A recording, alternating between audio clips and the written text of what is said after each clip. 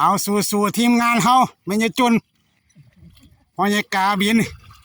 พ่อใหญ่เน็ต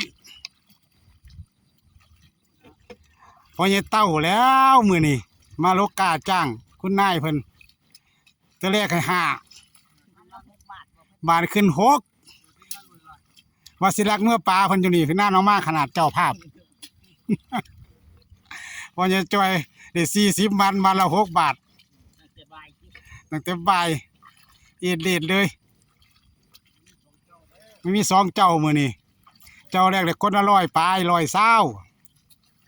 เจ้า2คนละ40 วันละ6 บาทมื้อนี้พุ่นพ่อใหญ่นิดกับพ่อใหญ่กาบินไม่ใช่จุนพุ่นเอาสู้สิดังเสียบาทนี่เป็นไดแท้คือว่ามักแท้โลกาไม่ใช่จุนนี่เอา